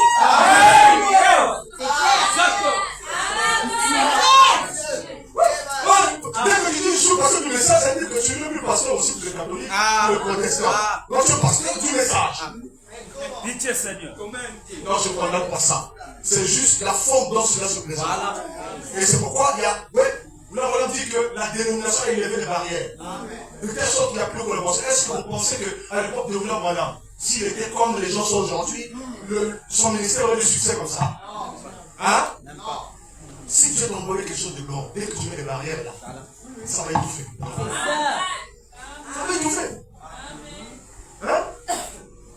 Pourquoi Dieu réprimandait souvent William Branham? Vas-y, priez pour les gens, on est allé faire la chasse. Hein? Mais lui, il est aussi déprimé, ces gens que je pêche, ils n'écoutent pas ce que je dis, etc. Mais Dieu dit vas-y. Parce que Dieu n'aime pas la division. C'est ça. C'est comme ça que Dieu te le dit. Vraiment. Je n'aime pas la division. N'élevons pas les barrières dénominationnelles. Le message n'est pas venu pour élever une barrière avec les autres. Le message est venu pour réunir le corps de Christ pour la vraiment du Seigneur. Et nous devons porter le message. Non pas sur la lettre, car nous ne sommes pas des ministres de la lettre, mais des ministres de l'esprit. Alléluia. C'est vrai. C'est vrai. Et c'est pourquoi, remarquez-vous-même, l'homme l'a dit. Le message en question, c'est ça qui va présenter Christ au monde. Bon, maintenant, le message va présenter Christ au monde. Amen. Les gens pensaient que ce serait mieux de jouer des bandes dans les stades. D'accord? Et peut-être s'ils avaient même l'occasion de mettre des haut-parleurs sur la lune, ils allaient mieux le faire. Mais ce n'est pas comme ça que vous allez présenter Christ au monde. Amen, amen, amen. Le message, ce sont des individus. Oui, c'est vrai. Aujourd'hui, je prêche le message, je prêche les hommes. Voilà. Quand je prêche le message, je vois Pasteur Joseph. Voilà. Je vois Pasteur Ferron. Si on est encore là, ça veut dire qu'on n'a pas compris le message. Ça veut dire qu'on est une dénomination. Ça, c'est la vérité. Mais nous, quand on dit message, on doit voir l'homme du Kentucky. Voilà. On doit voir l'homme du Kentucky. Voilà pourquoi nous sommes une dénomination. L'homme du Kentucky. Amen. Donc, quand je vois le message, c'est une photo. Voilà. Parce que tu n'as rien compris. Amen, amen. Mais si c'est pas une organisation, on n'organise pas ça. Impossible. Le message, c'est l'ange du Seigneur. Il a combien madame? Il a combien milligrammes? Voilà. Il a combien oral ouvert? Amen. Amen, amen. Le même. Amen. Hein? Amen. C'est le même qui faisait ça. Amen. Même si tu as la grâce d'avoir quelque chose de plus grand, ne te divise pas avec les autres. C'est ça. Voilà pourquoi. Si tu as la grâce, tu as quelque chose de plus grand. Et tu essaies maintenant de faire un mouvement. Tu vas te frapper. Amen. Amen. Je déteste la discorde entre les frères. Amen. Je vous dis, Dieu déteste ça. Et aujourd'hui, nous sommes les maîtres de la discorde. Amen. Aujourd'hui, c'est le monde qui doit nous rejeter. C'est pas nous qui devons les rejeter. Aujourd'hui, le monde doit t'appeler. Et toi, tu as aussi quelque chose de particulier. Voilà. Voilà. L'homme maintenant est venu porter une onction. Et l'onction, c'est ça le message. Amen, amen. Mais, mon frère, si l'onction n'est pas sur nous, amen, amen. Et que ça ne va pas dire que tu as le message. Non, arrêtez d'abord ce slogan-là. Moi, quand je parlais comme ça, les gens se fâchaient. C'est comme ça, oh non, qu'est-ce que tu veux dire? Laisse-nous tel que nous sommes. Mais tel que nous sommes comment? Tel que nous sommes comment? Hein? Non, nous ne devons pas rester comme ça. On ne peut pas rester comme ça. Que Dieu ouvre les portes. Il arrive un temps où les cordes qui sont unis, où les barrières vont tomber. Je ne vais plus regarder si c'est un baptiste, si c'est un simple mystérieux, non. Voilà. Si on n'en est pas là, c'est parce qu'on est encore dans les querelles des enfants. Quand l'adoption arrive, les barrières tombent. C'est parce qu'on n'est pas encore dans l'âge de l'adoption. On prêche seulement l'âge de l'adoption, on n'est pas dedans. C'est spirituel. Non, c'est spirituel. Ça, c'est la vérité. C'est pourquoi, frères et sœurs, et là, je veux juste clôturer ici. C'est juste pour dire que le message, c'était le sceau de l'avènement du Seigneur. Là, madame a reçu le message du sceau de l'avènement du Seigneur. Mais ce n'était pas interprété, mais ce n'était pas ouvert. Voilà pourquoi c'était le granit blanc qui est resté là. D'accord? Et beaucoup de gens s'éloignaient. Vous voyez ça un peu? Mais cette pierre-là, vous voyez ça un peu? T'appartient. Et vous voulez savoir que les gens se posent pas des questions. Oh, si c'est comme ça, donc qu'est-ce qui va se passer? C'est pas toi de réfléchir. Voilà. C'est ta parole dit amen, tu continues. Quand tu Dieu pour savoir comment Dieu va mettre ça en place. Quand tu vois, tu dis amen. Tu ne réfléchis pas. Tu dis amen. Ok, tu dis amen, c'est tout simplement ça. Oh, c'est mon père. Oh non, mais qui va ouvrir ça? C'est pas ton problème. Oh non, comment ça va se passer? C'est pas ton problème. Voilà. Tu leur parles, tu dis amen. Marie a écouté la voix du messager céleste. Lorsque je lui ai dit des choses compliquées, pieds. Voilà. D'accord? Comment tu vas concevoir, hein? De toi naîtra le Messie, hein? Deux choses, hein? Donc, le message qui lui fut transmis était sans manifestation. Et toi, le message qui t'est transmis, c'est quoi? Mon frère, ce n'est pas l'ange qui devait accoucher le Messie. Voilà. C'était Marie. Amen. Donc, jusqu'à quand Marie a dit, j'ai reçu l'ange, j'ai reçu l'ange, tu vas chanter comme ça et jusqu'à quand tu chantes, tu vas chanter. Non, c'est quoi? Non, c'est quoi? C'est lui qui a accouché l'ange, c'est quoi? Voilà. C'est lui qui a accouché le Messie. Non, c'est pas lui qui va accoucher le Messie. Voilà. C'est toi. Si tu maries, tu reçois. Tu maries. Tu reçois le messager. Le messager te transfère la promesse. Mais après, tu vas dire, oh non, je vais construire un truc ici. D'accord? Pour l'honneur du messager et tout. Et je vais réciter. Mon frère, c'est bien, mais écoute, tu perds ton temps. Moi, c'est prier parce que tu dois développer une vie. Et c'est ce qui doit se passer. On est en train de perdre le temps aujourd'hui. On perd le temps. L'église aujourd'hui doit tourner ses regards vers le ciel. Regarder vers le ciel. Et dire, Seigneur, c'est la saison de la vie. Je veux ma montagne. Je veux ma visitation. Mon frère, Jésus-Christ a dit, Jean-Baptiste était le plus grand de succès de la femme, mais il a dit le plus petit de l'homme de Dieu pour connu. Il a fait comprendre aux disciples qu'ils étaient plus grands que Jean-Baptiste. Faut jouer. La grandeur, c'est dans la dispensation de la révélation divine. C'est ce que tu dois accomplir. Les plus grands viennent à la fin. Amen. Amen. Oh Dieu. Alléluia. Tout le monde n'arrive pas à la perfection sans toi. Amen. Que tu sois le plus faible du corps de Christ. Amen. Sans ta perfection, tu n'arrives pas à la perfection. Amen. Amen. C'est quelqu'un dit. Il y a un frère qui me dit, mon frère, on a déjà atteint la Gloire à perfection. Jésus. On a atteint la perfection encore. On a atteint la perfection en 1963. J'étais né là-bas pour atteindre la perfection. C'est toi qu'on prêchait. Oh frère, quand il a dit ceci, je vous ai vu dans le ciel. C'est Satan qui parlait. Je me rappelle qu'il était dans la 6e dimension, c'est là où vont les morts. Donc tous vont mourir bientôt. Tu vas aller là où sont les morts en Christ. Tu seras entendu là où vont les morts. On a vu là-bas, continue à dire, oh si j'étais là-bas, on a vu. Il a désiré monter plus haut que là. Moi, le moment où Jésus, on a dit non, c'est pas encore le moment. Il est plus haut. En tout cas, il était là où sont les morts en Christ. Amen. Et quand on t'a vu là-bas, bonne chance. Hein? Tu vas mourir, va là-bas, plus qu'on t'a vu. C'est ça, parler. C'est une bonne chose. Aujourd'hui, c'est le fanatisme. Attention. Il a dit, je n'aurai pas à répondre pour une autre génération. Et ça, c'est clair. C'est ça. Il ne te connaît pas. Amen. C'est vrai. Il se repose. Et si nous voulons revenir pour voir la condition de ceux-là qui sont venus nombreux, parce que de son vivant, ils n'étaient pas. Voilà. D'accord? Le nombre là. Mais si vous pouvez voir ceux-là, Ah, il va regretter. vraiment. Amen, amen. Mais heureusement, Dieu est là pour continuer son travail. Et chaque membre du corps de Christ va continuer ce super travail. Ça, c'est la vérité.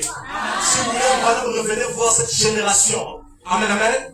Il se repentirait d'avoir prêché le message. Laisse-moi vous dire ça. Amen, amen.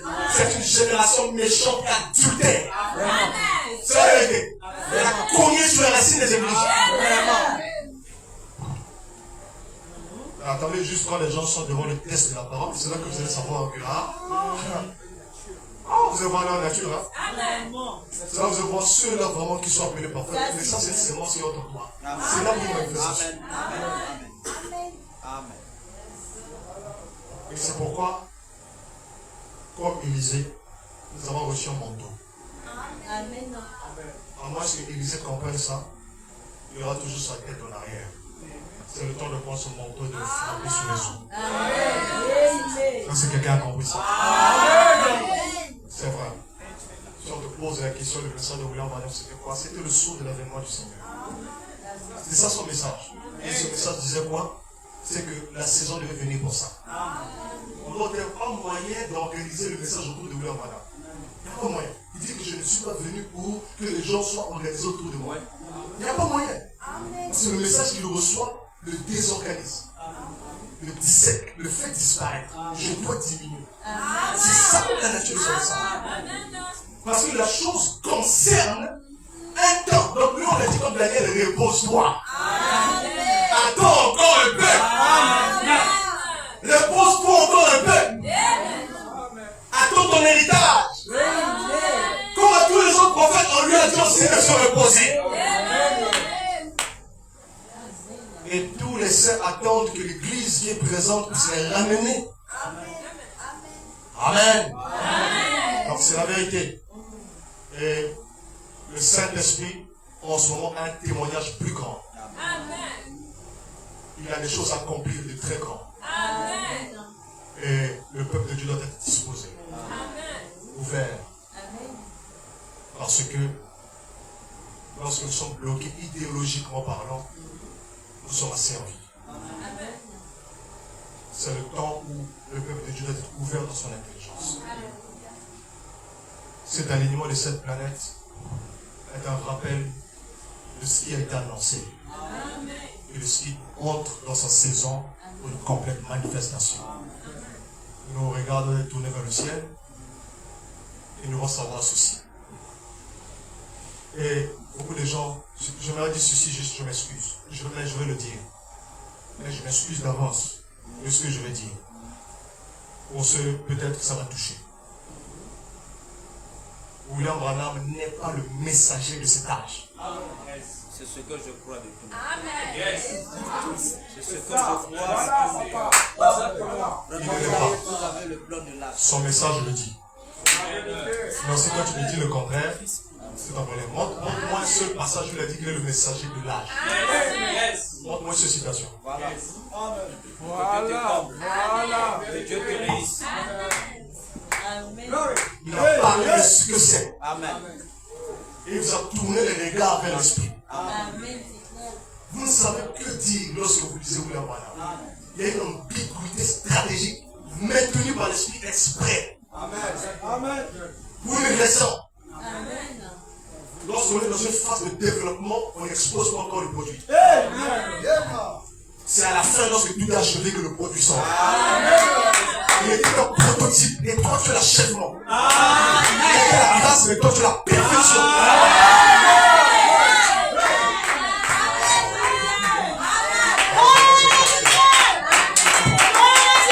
Il y avait un messager céleste qui descendait. Et Jean-Baptiste a dit que celui qui vient du ciel est au-dessus de tous. Ok. Il rend témoignage de ce qu'il a entendu, Amen. n'est-ce pas, et vu, et personne ne reçoit son témoignage. Amen.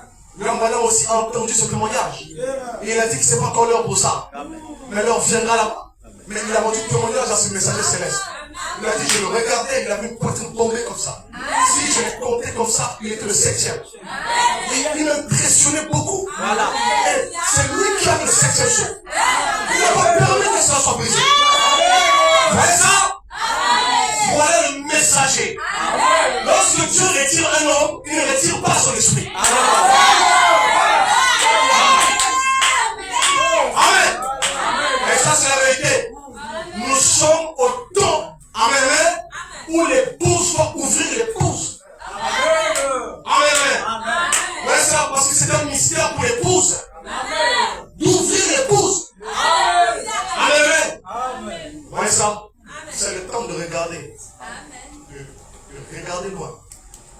Amen. Non, ça ne veut pas dire que... Non. C'est pourquoi il dit ceci. Nous ne serons pas deux ici en même temps. Voilà. Amen. Alors, les gens disent, oh non, il a dit qu'il n'y a qu'un seul messager dans un âge, mais il a aussi dit.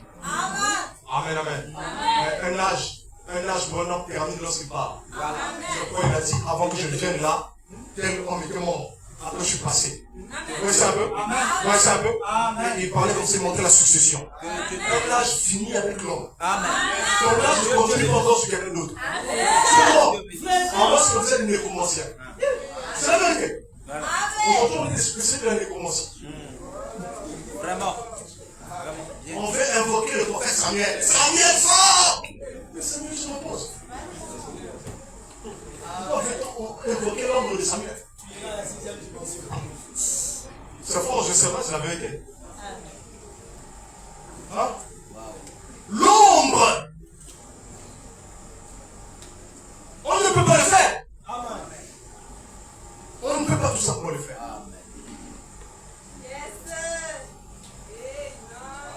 On montre le moyen. Vous le voyez le messager du jour, le montre le bon. On regarde la photo, mon frère. Oh, tu penses même à raconter l'histoire. C'est quoi cette histoire?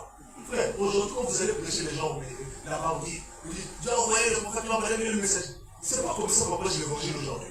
L'évangile aujourd'hui, c'est prêcher dans la chicane. C'est pas comme ça qu'on fait. Voilà. Maintenant, s'il te pose la question. Voilà. C'est ça. En fait, tu vas trouver d'un côté l'histoire. Vous savez. Tu es une manifestation, tu parles de l'histoire. On est arrivé, c'est en 1900, le jour qu'il est né, il y avait une lumière. Après, c'est l'histoire de Moïse. Quelqu'un me écoute ici. Comment on voit cette histoire de Moïse sans vivifier quelqu'un aujourd'hui? Voilà. Quelqu'un me écoute ici. Hein? Attention, les histoires sont là pour inspirer. Nous ne confondons pas l'histoire et la réalité. Nous sommes très loin du 20e siècle. Nous sommes au 21e siècle. Et nous sommes au 3e millénaire. Nous sommes à un autre jour. Alors je me montre des gars. Nous sommes au 3e millénaire depuis l'année 2000. Et nous sommes au 21e siècle. Nous sommes une autre génération. C'est pas le millénaire. Et c'est pas la même génération. Donc ça c'est vrai. Amen. Sinon vous allez nous rendre déraisonnables vis-à-vis des hommes. Dieu est à votre tour récent. Amen. Là c'est que le coup ici.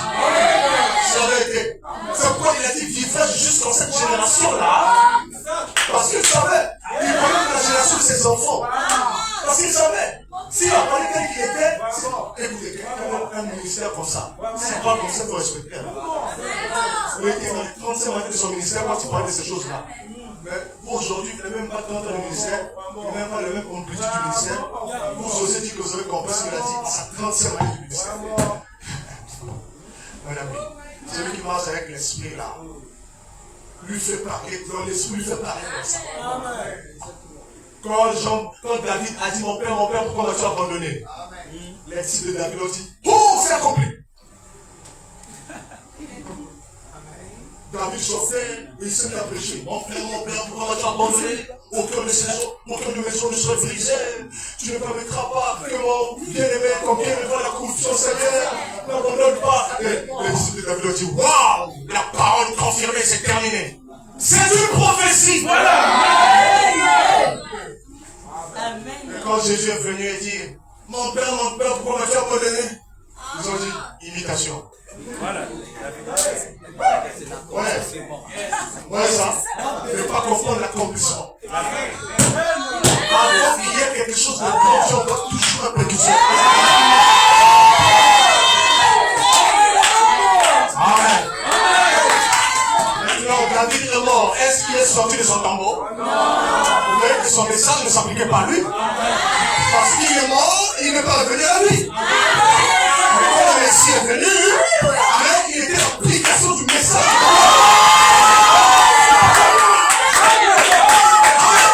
Et pour prouver, le Messie est revenu à la vie. Pour prouver qu'il est le fils de David. Alléluia. C'est ça les gens qui écoutent, qui commencent. Mais c'est la vérité. Et oui, l'épouse est la manifestation de la parole de l'homme. Et qu'est-ce que c'est la porte de l'Est? C'est pas juste jeter les robes. C'est pas juste jeter les pantalons. C'est pas juste porter le mot. Ça, c'est la sanctification. C'est le message de Wesley. Amen.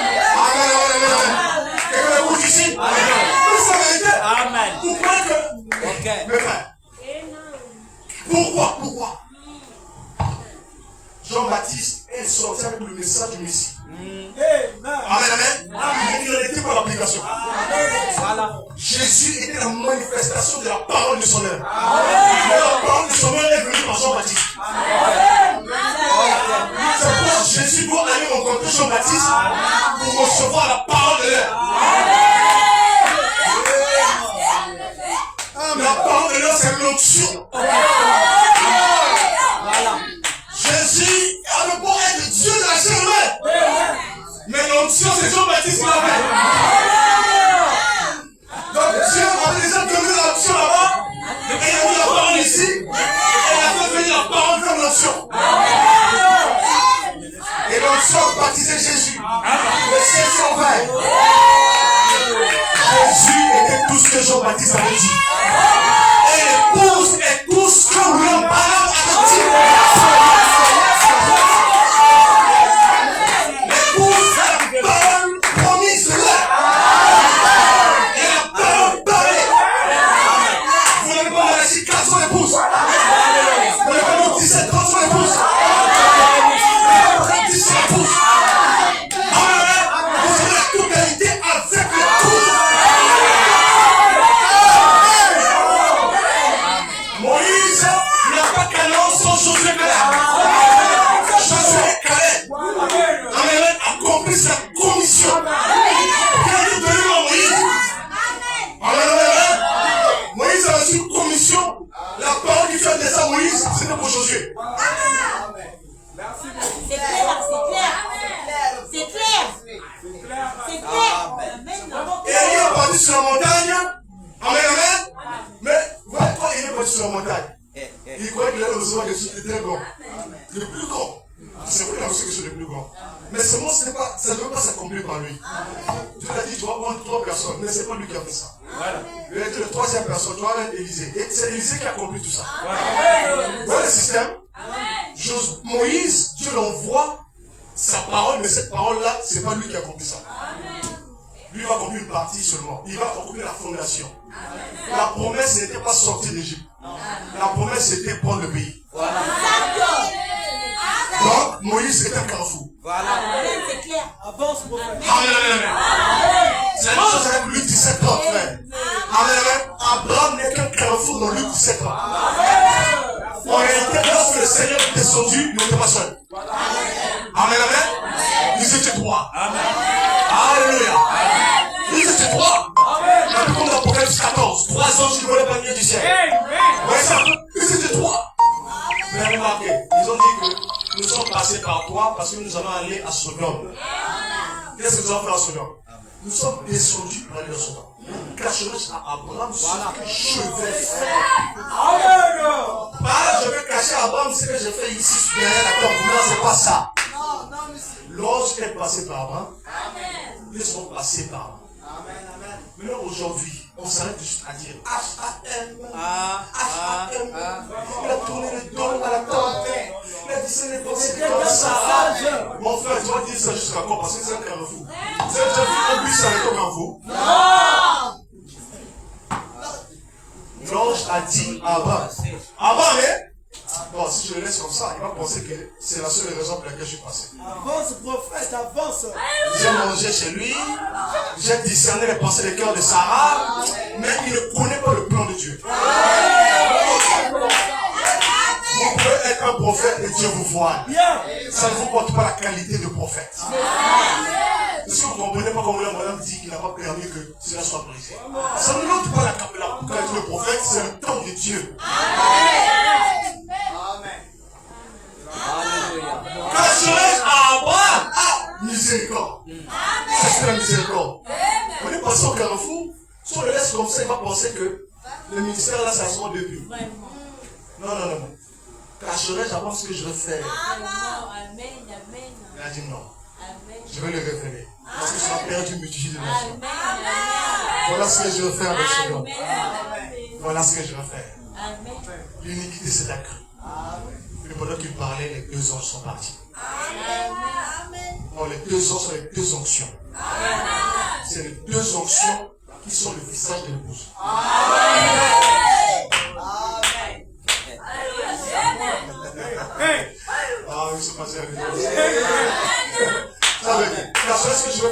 remarquez, cet homme-là, il a dit, je vais descendre dans Sodome pour voir s'ils ont agi tel qu'ils ont agi.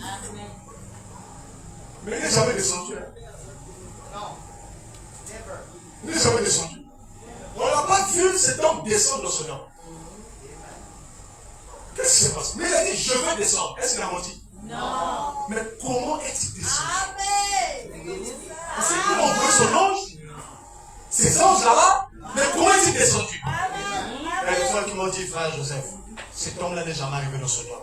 Donc il a menti. Vraiment. Avant ce prophète, donne-nous les Tu autres. ne mens pas? Amen. Il a dit, je vais descendre moi-même. Amen. Mais comment est-il descendu? Puisqu'on a vu les deux. Voilà. Donc le troisième vidéo. Donc, il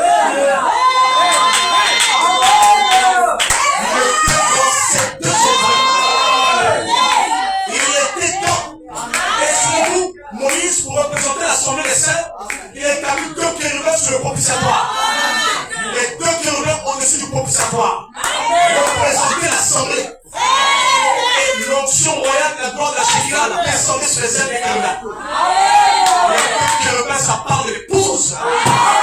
C'est le mystère de l'épouse. Amen. Et c'est pourquoi, ouais, ça, c'est pourquoi le bonhomme dit ceci, que ceci sera des sont perdus. Voilà. Les perdus, tu ne le trouves pas en Amérique.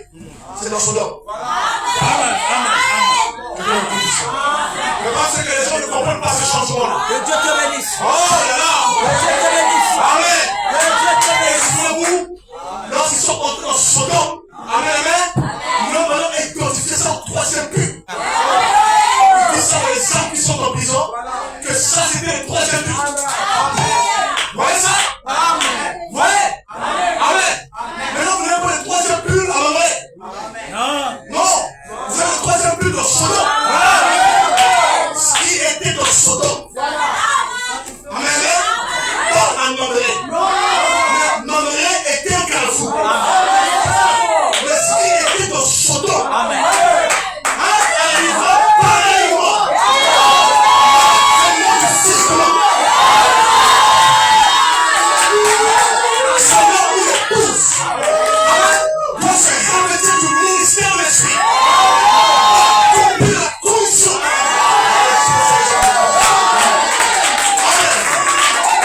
Ça c'est vrai. Amen. Ils sont rentrés dedans. Amen. Ils ont cherché le troisième. Il est tombé. Amen. Le monde dit, le troisième est où? Il est en haut. C'est vrai. L'autre est tombé à ses pieds. Amen. À Dieu l'un d'eux, ouais. Elle dit, oh Dieu. Oh Dieu. Il ne savait plus. Voilà. Amen. Épargne cette ville-là. Ouais, c'est un peu pour que je puisse m'y réfugier. Et l'ange ne lui a pas dit, ok, je ne suis pas Dieu, non. Non. Il a dit, d'accord. Je vais parler là-bas. Et on vous avez de parler. On va détruire cette ville. Donc Dieu avait dit, je vais détruire. Ouais, Dieu dans son peuple. Voilà. Dieu dans son peuple accomplit son esprit. Ça va aveugler les gens de Sodome. Ça va aveugler les gens de Sodome. Amen. Avant que le feu ne brûle Sodome. Amen. La scène ne s'arrête pas en main. La scène entre dans le moment exact où ces deux arrivent dans Sodome. L'épouse reçoit la théophanie.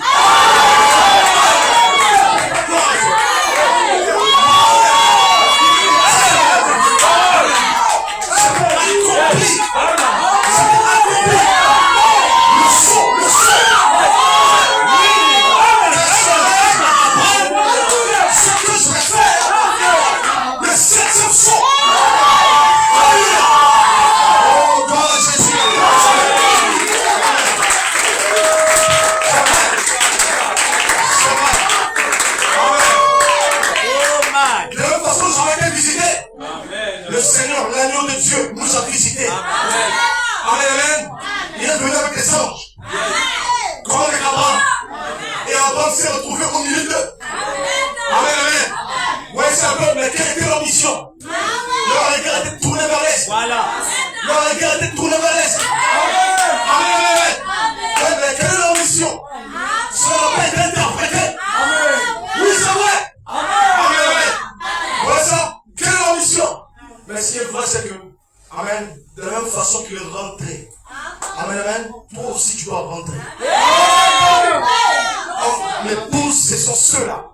se lèveront. Amen, amen, amen. Ils vont dépasser le cadre dénominationnel du message. Dépasser ce cadre dénominationnel. La parole est vivante. C'est pas de l'histoire. Non, non, non, non, non. Élisée n'est pas sorti là pour raconter l'histoire de lui. Oh, chapitre 17, amen, amen, amen. Ça, c'est une option commission. Vous parlez comme ça parce que vous n'avez pas la commission de l'âge. Lorsque la commission de l'âge va prendre les gens, vous avez fils et filles de toi. Vous avez la position. Il y a une différence entre être un ministre de l'évangile et de mettre la commission sous l'onction de l'âge. Élisée se différenciait des autres fils des prophètes. Pourquoi? Parce qu'il avait reçu la commission de l'onction de l'âge. Amen. C'est vrai, c'est la même chose pour l'église. L'épouse de Christ est Élisée. Vous n'êtes pas juste des fils des prophètes, vous devez entrer dans Élisée. Les fils des prophètes s'inclineront dans Élisée. Oh, lorsqu'ils verront la même onction, toute portion. Les fils des prophètes s'inclineront. Et c'est une telle onction qui a été réservée pour le peuple. Ce n'est pas tout le monde qui aura un groupe d'élus. Sinon, sur les 12 apôtres, Jésus a choisi 3. Et tu fais le voir sur la montagne de la transfiguration. Ils étaient 3, on a choisi 3. Ce n'est pas question à toi. Ouais, ça, c'est pourquoi il faut se battre. Que tu as passé au violent. Il faut rentrer dans les croix. Oh Jésus. Alléluia. Jésus a dit, vu le monde comme ça, le royaume de Dieu venait avec puissance. Il gloire avec ses anges. 6 jours après, il a pris son droit. Ils sont montés sur la montagne. Lorsqu'ils sont montés sur la montagne, ils ont vu la gloire de Dieu. Les 2 options étaient à la gauche et à la droite. Vous voyez ça un peu?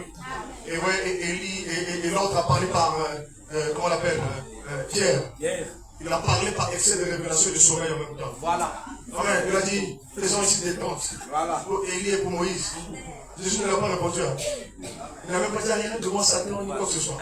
Il a dit que cela, il parle, il ne sait pas ce qu'il vient de dire. Amen, amen. Mais cette tente-là qui doit être bâtie sur la montagne. Oh Jésus. Mais cette tente, c'est toi, c'est ça. C'est mon frère. Amen, amen. Élie et Moïse sont apparus sur la montagne de la transfiguration avant la résurrection de l'enlèvement de Christ. Voilà. Vous voyez un peu la puissance de la résurrection de l'enlèvement. Moïse représentait la résurrection. Élie représentait l'enlèvement. Élie annonçait précisément que bientôt il doit se rendre à Jérusalem. Et qu'il mourra et qu'il ressuscitera le 3e jour. C'était de ça qu'il parlait. Amen, amen. Vous voyez ça un peu? Alors comment l'église aura sa résurrection, son enlèvement, sans ces 2 trompettes qui appellent le complot à sortir? Oh! Amen! Ceux qui agissent potentiellement vont agir comme ça. Oh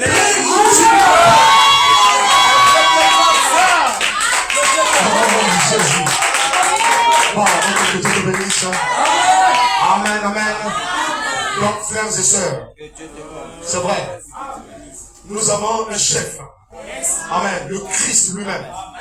Nous ne l'oublions pas. Amen, amen. Vous voyez ça? Nous avons été menés jusqu'ici. Parce que nous devons être conduits sur ses pas. Continuez l'œuvre. Continuez le chemin. Ce n'est pas terminé. Continuez. Continuez. Ne vous arrêtez pas. Avancez. Amen. Ne parlez plus par effet de groupe. Voilà. Non, non, non.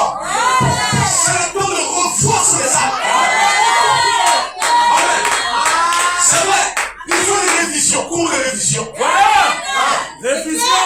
Révision. Voilà. C'est comme une réflexion solennelle. Alléluia. Oh, gloire à Dieu. C'est ce que je voulais dire aujourd'hui. Amen. Ne restons pas là juste à dire, à quel moment telle chose se produit. Non, regardons vers ce qui doit se produire. La semence a été semée, c'est pour le fruit. Il femme enceinte qui reçoit une sémence et qui dit j'ai reçu la sémence, n'était pas bête. Amen. Mais si elle reçoit l'enfant, alors elle dit j'ai reçu l'enfant. Ok. Tu as reçu l'enfant. Mais si tu dis j'ai reçu la sémence, tu es tout bête. Amen. Oui. J'ai reçu la sémence, j'ai reçu la sémence. Mais on a besoin de savoir que tu as reçu la sémence. Que tu viens de sortir de la chambre et que tu as reçu la sémence. C'est quel genre de message ça? Vraiment. La sémence elle est transmise et vous vous réjouissez déjà, mais si vous vous réjouissez sans révélation, vous allez courir en vain. L'heure est venue. Amen. Mes frères et sœurs, nous sommes là parce que nous avons été préparés à une déflagration, une explosion spirituelle. Nous sommes là pour ça. Tu es né pour ça. Et l'homme malin t'avait vu. Dans cette vision, il dit que je vois des gens, des jeunes gens. Amen, amen, amen. C'est vrai. Maintenant, quand il a dit que ces jeunes, on mettra le message au loin, les gens pensent qu'ils vont le faire de la façon dont eux pensent. Non, frère, emmener quelque chose au loin, c'est comme une voiture qui circule, les paysages changent à gauche à droite. Quand une voiture qui roule, à gauche à droite, c'est le même arbre là depuis 5 minutes. Non, monsieur. Là, tu es dans un appareil virtuel ou quoi? C'est ça. Dans l'appareil virtuel, on demande que les paysages changent à côté. Mon frère, quand tu es dans une voiture, les paysages changent. Tu évolues. Amen. La seule chose pour toi qui te montre que tu touches de la vérité, c'est que c'est sur la ligne droite. Alléluia. Que Dieu bénisse le temps de la fin. Que Dieu bénisse les âmes des fils de Dieu en ce temps-là. Que Dieu bénisse nos âmes. Nous avons été choisis et le diable ne va pas détruire ça. Et ça, il faut dire ça à Satan. Tu ne mourras pas. Tu ne mourras pas comme les autres que tu feras. C'est possible. Si je suis dans ces cas, je suis au récit. C'est là que j'ai vécu. Oui, c'est la vérité. Les anges sont venus. Comme à Abraham. Amen, amen. Les anges sont venus et ont parlé à Abraham. Amen.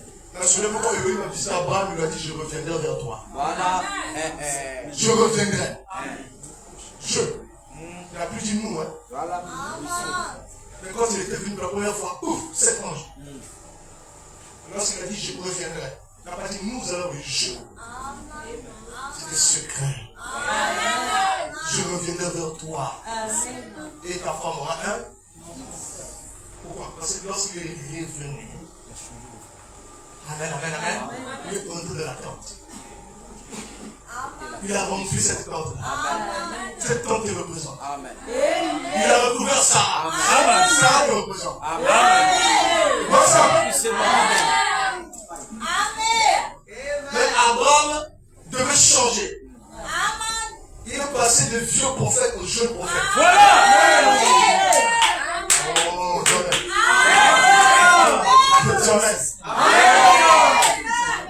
et c'est pourquoi tu as besoin d'une nouvelle génération. Du ancien à une nouvelle génération. C'est la parole. On ne pas contre ça. Ne faites pas la jalousie pour leur malheur. Amen, amen. L'esprit a parlé, l'esprit a vu, l'esprit a confirmé. Amen. Et tout ce qui s'est passé de son vivant était dans le but de confirmer ce qui arrivera. Et si elle était confirmée, tu seras confirmé. Maintenant, c'est le temps maintenant de proclamer l'évangile. Amen, amen. Sans ségrégation. Ouvert au monde. Prêcher l'évangile. Amen, amen. Les temps sont accomplis, le Dieu proche. Merci et shalom.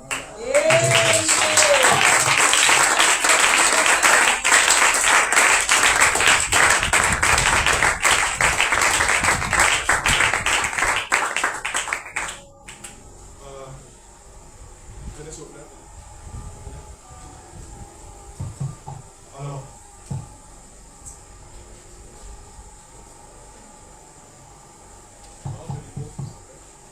Alors, nous allons bien profiter de ce moment. Amen.